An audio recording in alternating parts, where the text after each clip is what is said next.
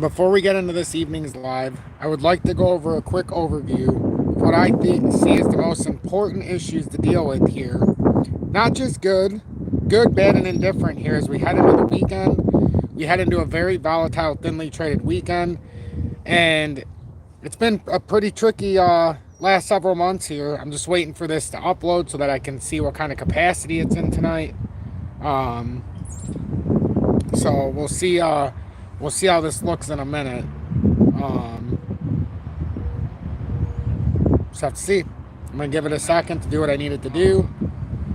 The good news is tonight I believe it's in the right settings. I think this is in the right. I think this is horizontal. The way it feels right now, I think it's back to normal, just the way it's set up. So hopefully I can get that validation. Hey, Dad, what's going on? I'm glad to see you in here. Yeah, my dad is here right from the beginning. All right, good to know. Good to know that it's back to how it should be. You know, they've been pushing the vertical settings, and it's it's annoying, but today at least it went in the right settings. I'm doing this outside because my son's getting his feeding in the living room, and it was one of the ways that I could do this today with keeping this on track. And Tom Senior's in the house too, so it's good to see him in here. So a lot to talk about today. Obviously, crypto, XRP's over the top where we need it to be over $2. We needed it to hold at least $1.94 as we talked about earlier, and we've done just that. It kept above the 200-day and the daily. We're above the pattern breakout with the support structure around $1.80. And then the next structure on the other pattern, we pushed past that $1.98. And now we're over the top there as well. So we're in good shape right now. And now if we can hold this kind of momentum, we could push ourselves back up near that $2.70 mark. But as we know, we've had 4 straight months, 16 weeks in a row where we dumped on the weekend. We only had 1 weekend out of the last 16 weeks where it looked like we were going to break bullish. Sunday, we were up like 18 to 20%. But by the time that candle closed on Monday night at 8 p.m., we ended up down like 15, 20%. So we had a 25 to 30% reversal during the day on Monday, from early AM. So that ruined that. Right now, we can see a very definitive head and shoulders in the XRP chart. But we can use this as a springboard here, as well as we've set up a similar style pattern as the 2017 with these symmetrical triangles that we can start to justify as popping out here and emerging fully. But at the same time, I think it's running its own course here as well. But it could be a foreshadowing event from 8 years ago. We talked about in one of our updates today about gold, silver, precious metals, mining stocks. I'm going to start to do 15 minutes out of these lives. So 15 out of 60 minutes, somewhere in here, is going to be with the mining stocks, with gold and silver, probably towards the back end. But we're going to start doing that as well. I want to be more dedicated as far as timing, not just 5 minutes here or there. I want it to be a nice 15-minute segment. As gold's over $3,230 to close the week at $3,236, up $61 on the day.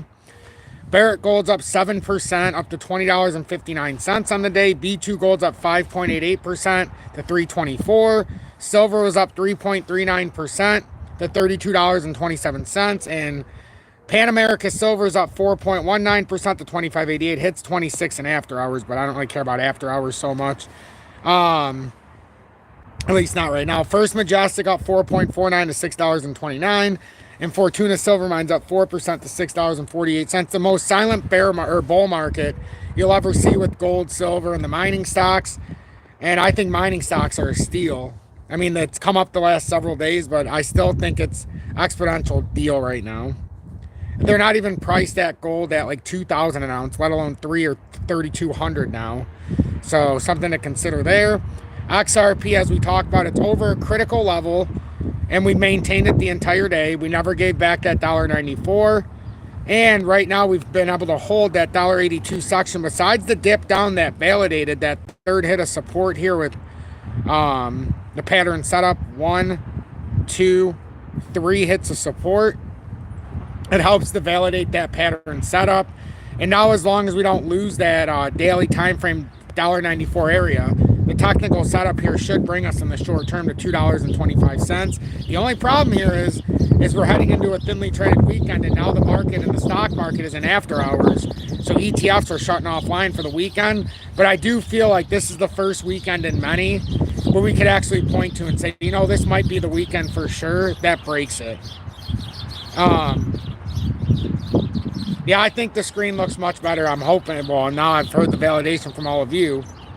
But yeah, it's definitely nice to see it set up and working the way it's supposed to. The birds are chirping. I got a lot of bird seed out here and peanuts for the squirrels, and they're all out here chirping. I see them all over the place, so it's good to see nature. It's getting a little chilly out here, but it's not awful. It's gonna be not too bad today. When I was out here the other day, it was like 32 degrees. Today it's at least 50 right now. By the time I end this live, it'll be around 48, so not bad at all. So yeah, we're gonna go through all of the charts. We're gonna go through what we're thinking about on the weekend. Obviously, if everybody has something to say, you can say it. The Cannabis Podcast, welcome in from Los Angeles. Good to see you in here as always, my friend. Thanks for being in Tom's Army for over 3 months with the XRP Meteor. Make sure you follow him on YouTube. Has a great programming. Teaches a lot about cannabis, not just for smoking purposes, but also the medicinal purposes beyond just, oh, I want to get high. You know, real medicinal purposes. Even cooking, you know, even how to do it edibles as well. So anyhow, Frankie, welcome in, and thanks for being in Tom's Army for your second month with Dusty's Out House Crypto News along with James. I see a bunch of you guys in here. I appreciate it. Bitcoin's up $4,000 today, or 5.04%, as I've said the last several days. You have my blessing to buy because it was time for a reversal. It's time for a reversal. It hasn't fully reversed yet, but we'll see. We'll see if we get sunk again this weekend. It feels oddly different to me this weekend. Like this could be the weekend that switches the narrative, but we'll see, because if it was up to me, I would say this weekend there's a good enough shot for something, some kind of destruction to happen. I don't know if it's an escalation of war, a false flag. I don't know exactly what it is, but this is the kind of weekend that would be right for that kind of a scenario to play out. So hopefully I'm wrong, but gold is telling us something going into the weekend. We have not had a strong finish like this in gold and mining stocks in a very long time. So something is on the horizon. Like there is something on the horizon. And the US dollar is also responding to this. I've told my audience and guaranteed, and I don't make very many guarantees since 21 after we nailed that bull market and the bear market to the exact penny. But the US dollar is starting to break down, and we're at the last level of support before a major breakdown out of this rising channel. And my projection is that we're going to come all the way down in time, but I think we're going to start to see 84 to 1. And if you just look at the breakdown of this channel, and this is a big thing for the US. This is basically us losing our reserve status as this dollar continues to sink. Remember, it's going to cost us more to buy our stuff if the US dollar is sinking. And then with these 10% tariff across the board that was never taken out because we were lied to, there's still a 10% tariff across the board. And there's many nations that are still having new ones put on. Like China's up to 142%. So this is going to be bad. And this technical drop would be right around 77.87. Could you imagine if the US dollar is at 77? I've been warning about this for years in my community. In fact, we've got such a nice buildup of precious metals. We've got such a nice buildup of mining stocks. If this happens, we're going to the promised land. The lower the dollar goes, the more wealthy we become if you follow my strategy. I bet against the US dollar heavy. Heavy. And it's paying off in dividends right now. Like more than anybody could really imagine if you're not betting against the dollar. If you're betting for the dollar, well, you're doing bad. If you're into the general 401k or the general retirement funds and the FANG stocks, Facebook, Apple, Amazon, Google, and all the easy ones to pick, you're probably going to go down a layer. This is called a rotational flip. This is a silent bull market, and this is a transformation of wealth that skipped retail once again. Retail had no care in the world about being part of this transfer of wealth. And I've been warning about it for years, and it's not just crypto. A big part of this transfer of wealth is getting out of the US dollar, getting out of risk, and finding your way into precious metals, and in particular as well, the mining stocks. And if this happens and this leg pulls down, it's not just going to be crypto, But crypto, the mining stocks, precious metals are going to all work together, and we're going to have our transfer of wealth, and it's happening right before our very eyes if you played your cards right. Is this the Great Reset? I don't believe in the Great Reset. I think it's all going to just flow step by step. I don't think there's this all-inviting one moment. I think they do that to manipulate the masses so that you don't buy into the right sectors on these flips. We have the false illusion that it's going to happen all in one great moment at one great time for one great big reset. I don't believe that. I don't believe that. I believe that it's all happening micro. These are micro movements, and it's all going to end up being a great reset at one exact moment, but it's going to be built into the micro steps, and then all of a sudden it just can't go back. It's to the point of no return, and we're getting there. What mining stocks do I hold? Very simple. Look at this. All you have to do is look at my charts. I hold Barrick Gold. I have 222 shares at about $15.50. I have 3,222 B2 Gold at $2.57. I have 100 Pan America Silver at 1987, roughly 1985, somewhere around there. First Majestic, I have 1,002 shares at 4 something. I don't exactly know. I haven't looked at it in a while. Fortuna Silver Mines, right around the same price, 1,003 shares. So those are the ones that I have. I used to have Newmont, but I flipped it into Pan America Silver when I had that dump down. But yeah, if you keep looking, like somebody was talking about the big event, if you keep looking for the big event, you're going to miss out. There's not going to be one moment where they flip the switch and everything goes up $30,000 overnight. It's just not going to happen. It never has in history, and it'll never happen now. Could it take a course of weeks to months to years? Sure. And I think we're in the midst of that right now. I really do. I think a lot of people are looking for that event, but look how much has been made in precious metals. Look how much has been made in mining stocks. Like gold, I was pushing hard at 1,600 in this community in 22 after that big bull market in crypto. And I was telling my audience, this is the way I do it. I store my value in gold and silver, and I was making monthly silver purchases for the better part of almost 2 years during this community. And now we're where we're at. Now, I haven't bought gold or silver in a while. The mining stocks are a different story. I think that they were in a bear market, and now they're pushing into the biggest bull market they've ever seen. And I think the cat's out of the bag now, but most don't even acknowledge it. Most do not even acknowledge it. We talked about IOTA yesterday. Even talked about it in my Telegram as well. And we talked about the breakout yesterday. I talked about the leverage trade that I opened. And it's doing pretty well right now, I must say. It's doing pretty well. The technical target, the first target was 1740. Nothing's changed my mind here. Looks exactly as good as it did yesterday. But yeah, some people, no. You gotta trust yourself. I be killing. You gotta see, that's good because now you know yourself is gonna be a prick. When it gets to that point, change your mindset. We've got too many freaking losers in this world. Don't throw yourself into that category for no reason. We got too many people who are too full of themselves, that are too big-headed. Stop streaming in the wind. Maroon. Let's put it this way. My son gets fed through a G-tube. He's special needs.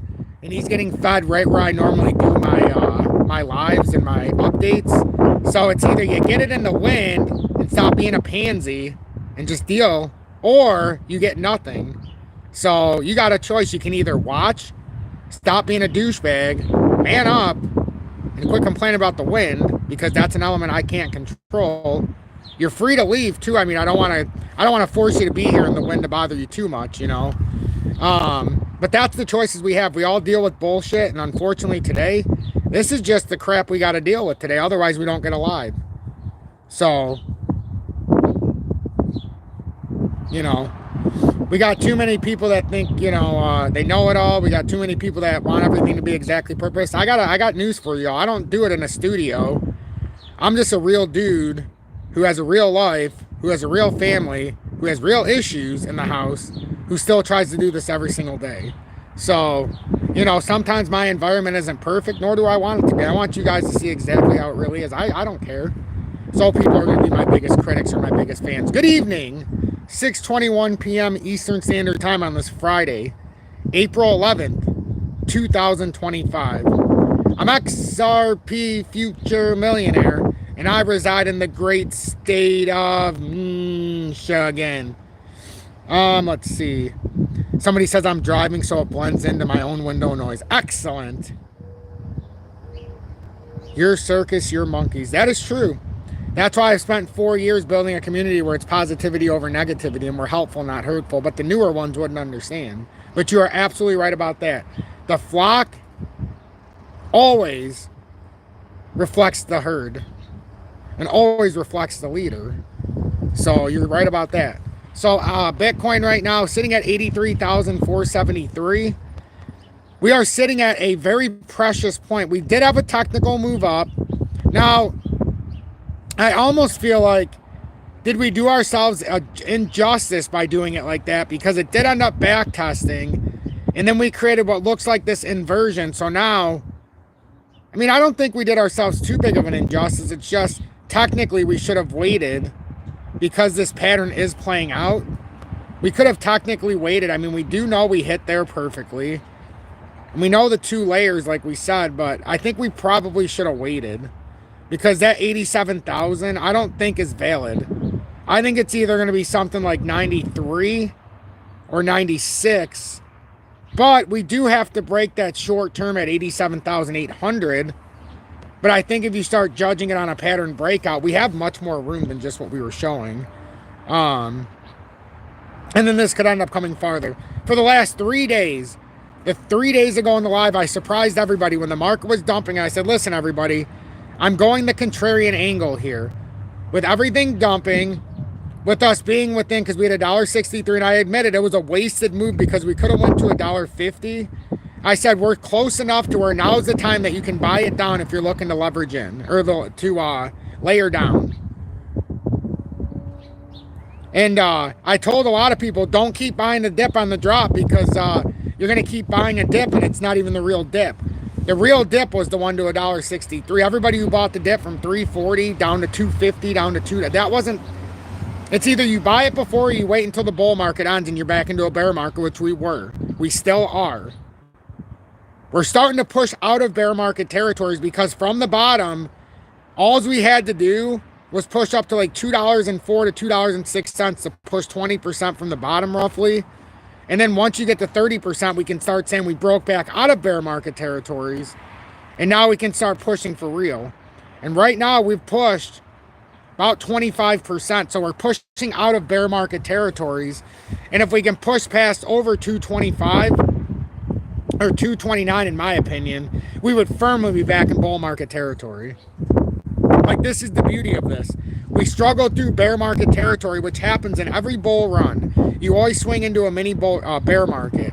But if you understand the differences, then you understand when the reflective point happened, like the reversal after the inflection, which is what happened down here. When we dumped down like this, that was a whole big dump out, and that liquidated a lot of those long traders. And now we're going back the other way. And like going into a thinly traded weekend, we've got a chance here. This is the first chance I can remember in 4 months. Now, is it a dead cat bounce? Nobody knows yet. Nobody knows. It could be a classic dead cat bounce, like Puente said, and thank you for being in Tom's Armory for several years. I really appreciate that. But before you make that proclamation, be careful that we're not putting in this inverse head and shoulders. This is a prototypical inverse head and shoulders. And now if it is bearish, we'll get rejected at 225 to 229 range. For sure, if it's bearish. But I don't know, man. I kind of feel like we're doing something different here. Everybody suspected yesterday that this was just going to dump out and be back to, $1.80 today. And I said, I don't think so. I said, this is a little bit different. We might back test because we have no choice but to have a harsh drop. And we talked about that $1.93 yesterday, which I'm not even sure it hit all the way to there. It came close. But this is exactly what we want to see for continuation. Like, this is exactly what we want to see for Bitcoin. Ethereum is still underperforming for what we want because it hasn't done anything of value and note. So that's still set up in a bearish setup unless it can break up past 1853, in my opinion. And that's just my opinion. That can't be anybody else's, and nor do I base what I'm saying on anybody else's opinion. So I can only tell you what I see and what I feel DGB actually had a decent day today, but it's given some of it back. There's for sure. It was up about 8% at one point. It gave some, or 6.8 or 7%. Gave some back. It's at the 00976 level, but it remains over that 0094 pivot point. As long as you're on the top side of this pivot point, we've got an opportunity to run up here, that 1.16. And then once you break out of that, then you're targeting 1.6 cents and beyond. It's just we got to do this in a layered fashion. Pump fund ruined Ethereum. Solana is the new meme coin fuel. Ethereum is done. Ethereum's never been a meme coin. And to the general sense of a meme token, Solana's not even in the true definition of meme token. That's actually the buy and sell token of choice for the rich people. They like to pump and dump Solana. But I don't classify Ethereum and Solana as a meme token. I can show you a meme token with no real utility at all. And then I can show you some that kind of have some false utility. Even though it's utility, I just don't believe I don't believe those are meme tokens. Can you do a TA for Filecoin for us, Tom? And James, thanks for being in Tom's on for two months with the Dusty Out of Crypto News and the $2 donation. I sure can. Filecoin's up 4.72% on the day, up to $2.45. Hit an all-time low here as of late. And it's trying to reverse out of here. It's trying to reverse out of here. Now, we're going to know if we're bearish or not. This is going to come back up and back test the drop point, which is right around $2.67. A rejection at $2.67 proves that this is a bearish pennant and it's getting a rejection, and then it would come down to $1.57 would be the next layer. With the bottom end,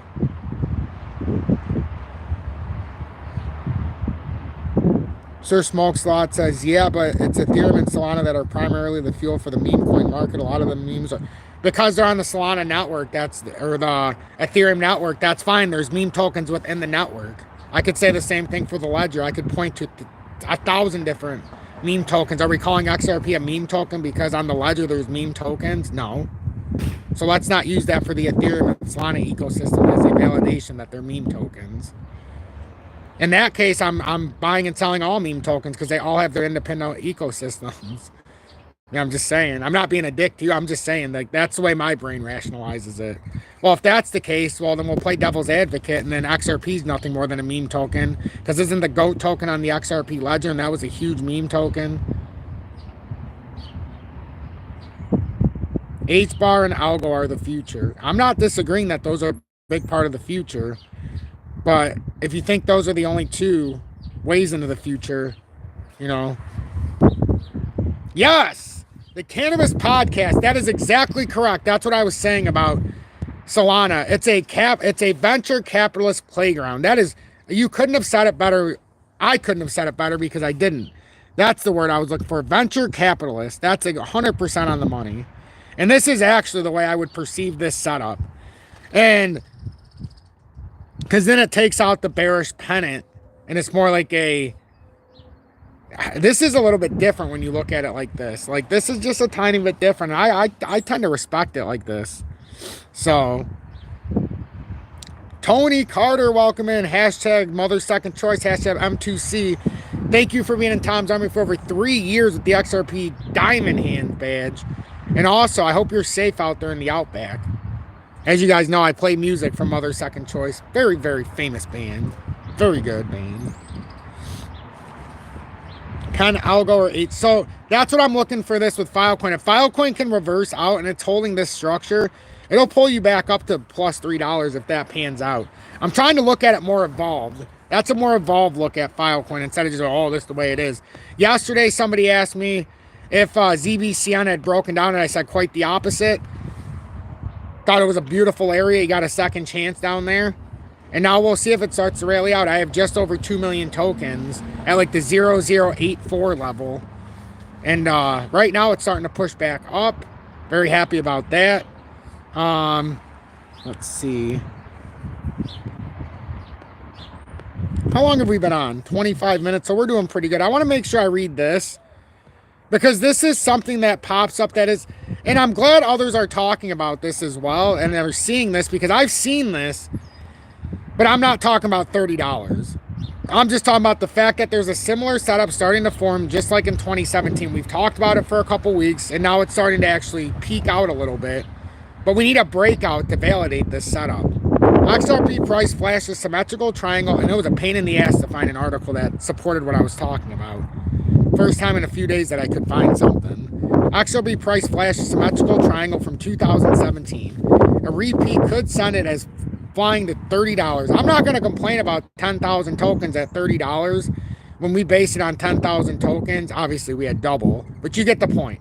10,000 tokens at 35 cents for 3,500 turns into 300 grand. I'm not going to complain about that, but I'm just saying there's a lot of layers in between, so we can't just get there before we pass some of these other areas. So the XRP price may be gearing up for a historic breakout as a long-term symmetric triangle pattern from 2017 resurfaces on the charts. If history repeats and a similar explosive move follows, a crypto analyst predicts XRP could skyrocket to an eye-popping $30. And I wish they wouldn't say the $30. I wish they would just talk about this re-emerging of a pattern. But let's see. Start some excitement. Actually, so while this figure may seem rather ambitious, it identified a massive symmetrical triangle formation on XRP's monthly chart. Interestingly, the analyst has revealed that this pattern is strikingly similar to the one that preceded XRP's legendary 2,600% rally in the 2017 bull market. In the 2017-18 bull market, XRP had surged to an all-time high of $3.84 in just months. Now, after years of tightening price action within a giant symmetrical triangle, IQ, you be safe, my friend. I look forward to your weekly prayer. Be safe. Thank you for being in Tom's Army for over 6 months with the XRP Predictor. I'm sorry if I didn't see any other comments in there. I've been kind of talking a lot here, trying to get all this out. But IQ, we're blessed to have you in here, and I pray that you'll have a blessed weekend. Your health is good, and that we'll see you soon. So have a blessed rest of your day, my friend. So the symmetrical triangle, the altcoin appears to be breaking out once again, and this time the analyst predicts that the upside could be even more explosive. So if this asset mirrors its previous 2,600% triangle breakout, it could soar from the breakout zone around $1.20 to as high as $32.36, which again, overblown. But I mean, if you're looking at it all the way, so notably XRP symmetrical triangle formation is a classic consolidation pattern that usually results in a bullish surge in the direction of the prevailing trend.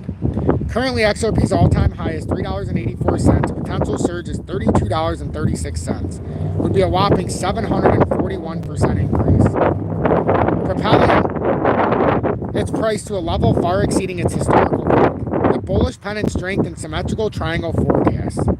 So XRP is supported by a textbook diagram comparing bullish pennants and symmetrical triangles, both of which point to double target zones once a breakout occurs. The pattern suggests that once the altcoin escapes its multi-year consolidation, the analyst's projected rally may play out in 3 stages.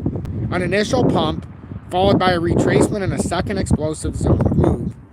The XRP price chart shows a lower target around $3.52, which aligns with the 1.0 Fibonacci retracement level. This indicates that the token could see a temporary rebound to $3.52, followed by a short-term pullback to the triangle breakout point at $1.20. Now, that to me would be the most appealing situation. $3.50, we see a firm double top, dumps down to $1.20, and you liquidate out because you're seeing the double top, and then you buy the $1.20 area before the breakout. That would be the bee's knees right there before ultimately bouncing. Notably, the movement aligns with XRP's current market structure, where it has maintained long-term support and now showing signs of upward momentum.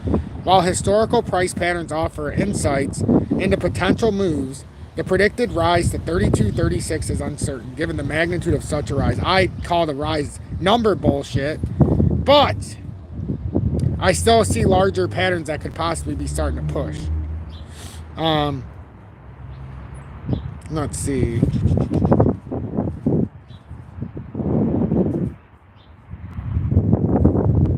I was fascinated when I read this a couple hours ago. I guess I could read this. Get out of the wind, dude. Okay, again, for all of the jabronis in the audience who are new, or maybe not jabronis, but you just want to hear better, My son is special needs. He gets fed through a G-tube, you know, for his meals, even though he does eat a little bit by mouth. And right now he's in the area where I normally do my lives and my broadcasting. So it was either I come outside in nature and we deal with it, or we get no content for a live tonight. And I thought it would be better to come out here in the wind. But apparently we've got a bunch of Nancys in the audience today who can't just comprehend what's going on and can't just deal. You know, you think I want to be outside when I'm freezing my ass off? I don't think so. You see me in my winter jacket with my hat and my hood on? Yeah, I don't want to be out here just as much. So I'm dealing with it. I've had a rough day as well myself today. So let's just deal and stop complaining like we are used to doing in this world today. In these days, we just complain over and over and over without any resolution. You know, so anyhow, it's not awful. If the wind was like so bad that I couldn't do anything, I wouldn't do it. Just wait until some of you see me in the summertime when I actually come out here because I want to. Man, oh man. It's going to be quite a show. Let's see. XRP could overtake Ethereum with ETF approval and ledger integration boost. Oh no, I'm not worried about anybody. I'm saying my piece on why I'm out here. You know? So in the perfect world, I'd be in an office and doing what I do. But that's not, we ain't in a perfect world. My world is nothing but perfect, but it's my own perfect world. Let that sink in. XRP price has lost momentum this year despite benefiting from notable headlines like the end of the SEC case. Ripple was trading at $2 on Friday, down 41% from its highest point this year, dragging its market cap from $190 billion to $118 billion. Still, there are rising odds that XRP will overtake Ethereum, whose price has crashed over 61%. And let me make it clear, I think we're going to overtake Ethereum, just not on price. I think it's going to be in market cap. Two big differences. As we have predicted, there are rising odds that Ethereum will plunge below $1,000 this year. That rising wedge that we broke down out of the technical targets under 500, like 450, 470, somewhere in that range. This year price action has narrowed the spread between their two market caps to just $45 billion. Here are some of the top catalysts that could help XRP flip Ethereum in terms of valuation. The first major catalyst that could drive XRP higher is the XRP Ledger Network, a decentralized and open source platform designed for fast, low-cost transactions that boost faster speeds and lower fees than Ethereum. Two potential catalysts may boost the XRP Ledger. First, Ripple Labs acquired Hidden Road this week in a $1.25 billion deal. Joseph Euler, thanks for not only being in town for 3+ months with the XRP Meteor, but also that $10 donation. I thank you, my friend. Thank you so much for that. Florida, I don't know. Stellar is, in my opinion, way undervalued, but it has a huge play into the future. So the feeling's warranted, but I think it'll pay off in the end, big time. This acquisition is significant because Hidden Road processes over 10 billion in daily volume. As a result, Ripple Labs will likely migrate this payment infrastructure into the XRP Ledger, or onto the XRP Ledger. Such a move would make it one of the most active networks in the crypto industry. Additionally, Brad Garlinghouse has laid out his vision for Ripple to challenge SWIFT, the global payment network that processes over 150 trillion annually. This disruption could be more feasible now that the SEC has ended its case. Well, they haven't really ended it, but we know it's coming to an end. Even within their latest moves, it's coming to an end. It's just a matter of them saying it. Garlinghouse argues Ripple's technology is faster and more cost-effective than SWIFT. A successful implementation could increase XRP Ledger activity and support long-term price growth. These developments are unfolding as Ethereum's core network faces stagnation and growing reliance on competing Layer 2 solutions. Another potential catalyst is a possible XRP ETF approval from the Securities and Exchange Commission on Polymarket. The odds of approval have climbed to 76%, suggesting strong market expectations. Such approval could drive new demand from institutional investors. JP Morgan analysts project these ETFs could bring in $8 billion in inflows during the first year, which could likely boost XRP's price. By comparison, all spot Bitcoin ETFs have seen total inflows of just 2.6 million since September. And recent outflows have been increasing. That's because Ethereum is trash. I can't say it enough. Ethereum's junk. I don't even know why anybody uses it anymore, to be honest with you. Like, there's no reason. Ethereum price has weak technicals after forming a triple top and a death cross pattern pointing to more downside.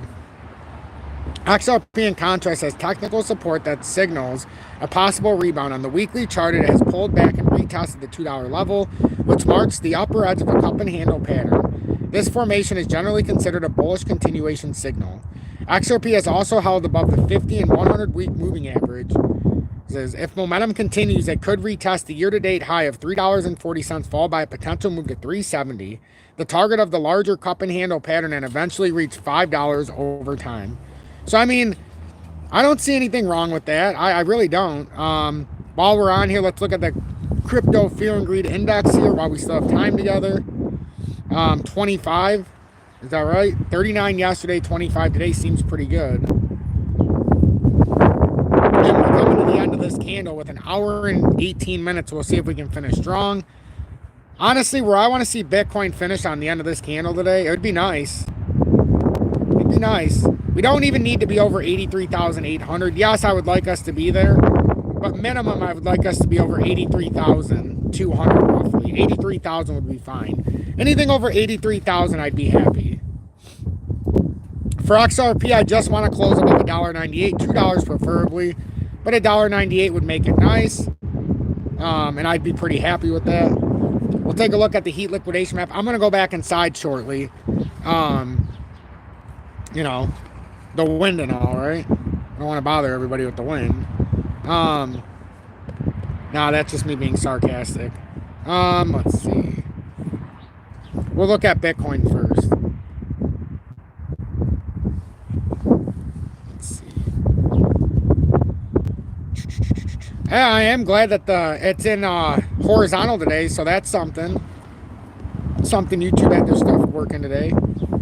We do have a nice heat liquidation over the top, but it's near 89K. That's our closest area of real volume of liquidations. Down here, you've got 41 million down at 62,000. But up here, you got 34, 37. You got a nice little area up here, about 88 to 92,000.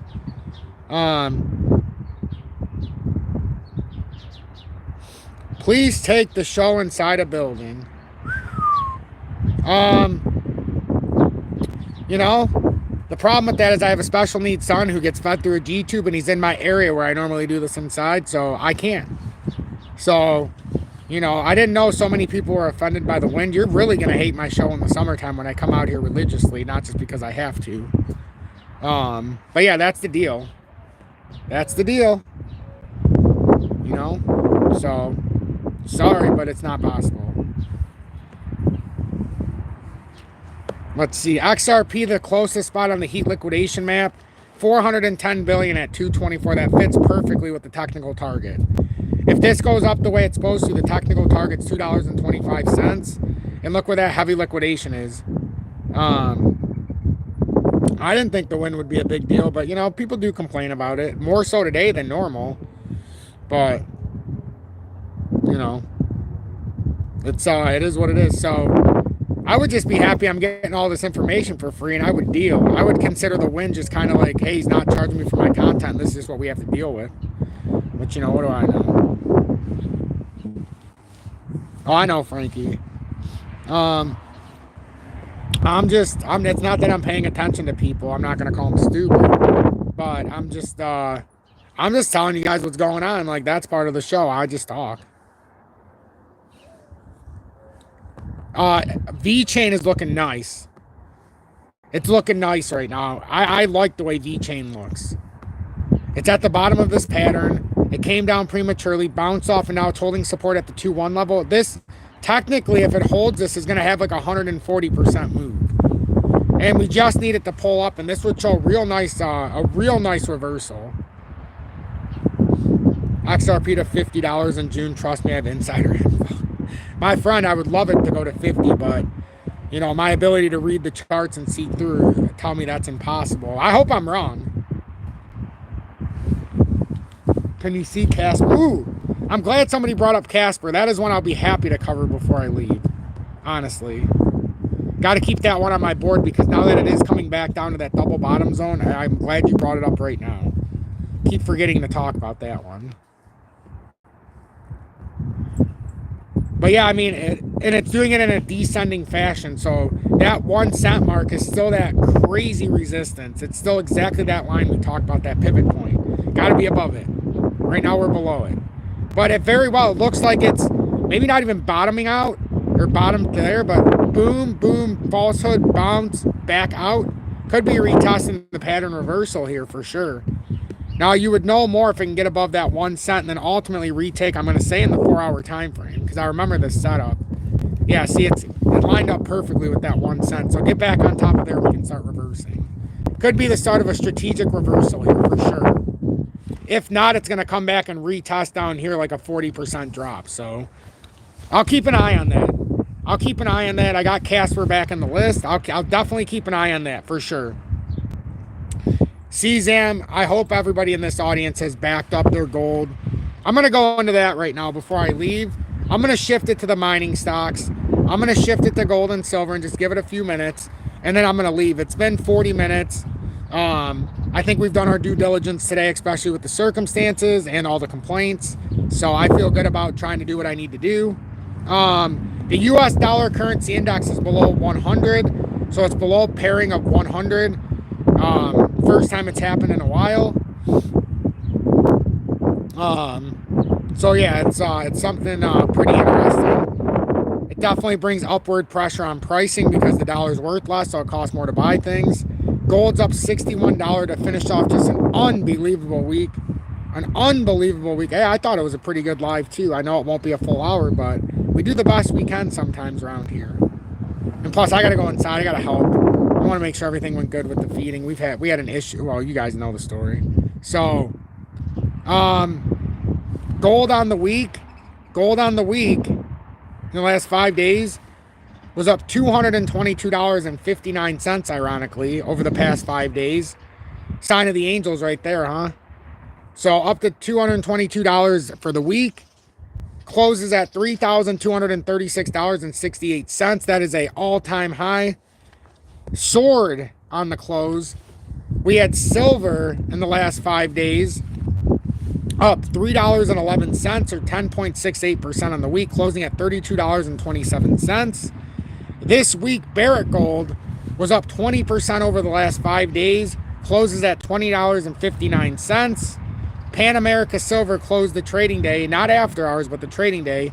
The past 5 days up 23.24%. There was major opportunity out here, folks. In the past 5 days, Fortuna Silver Mines is up 25.83%. First Majestic in the past 5 days is up 14.78%. And Pan America Silver was up 23.24%. Very respectable gains. In this last 5 day period, your portfolio went up by 1/4 in the mining stocks. We also get dividends paid out, not very high ones on Pan America Silver's not very high. First Majestic is like 0.38%. Pan America is like 1.3%. B2 Gold's up near 5%. Barrick Gold's near 2.2%. Fortuna doesn't pay a dividend. It's the only one that I hold that doesn't pay a dividend. But I kind of think First Majestic is a slap in the face at 0.3. That's nothing. At least they try. So I'll be definitely interested to see how the precious metal market reacts next week. We went into our strongest close of the year for the week. So which mining stock do you like the best? Time to get into right now. Well, I mean, remember, they're up 25% over the week. So I think B2 Gold is the most undervalued, if I'm being honest. I would have loved for this question when it was at $2.59 last Friday. So, you know, there's always going to be corrections. But this has been up and down, up and down. I think B2 Gold is severely undervalued. I think looking at positioning, the fact that Fortuna Silver Mines is more expensive than First Majestic is the key giveaway that First Majestic is severely undervalued. Silver just at 32.27. Once you see silver over 34, it's not that you're late. Don't think you're late. You're definitely not late for mining stocks, though. It's just in this push for this week, you know, you might end up finding yourself down 10% is all or something crazy. It won't be ridiculous, but this is just getting started. Like, we are just getting started here. Like, if I'm being honest, we're just getting started. You know, and I do want to talk more about mining stocks in the future. I do. I just wanted to make sure to touch base on that. The Dow Jones was up 619 points in the week, so that's something. 10-year gained 7 basis points up to 4.50%, or up 1.63% in the day. But I'm going to go inside. I got to go do stuff with the family. I'm glad you guys spent this 45 minutes with me. I would encourage you before you leave, or just pay attention if the market drops, or if you're trying to set up something now, I would encourage you to go to BITUNIX. Lowest spot leverage trading fees, lowest maker-taker fees, and you can trade worldwide with no VPN or KYC, including the USA. You've got XRP you can buy. You've got so many different things. There's links set up. And I do send things from other exchanges so that I don't have to pay the crazy exchange fees. So just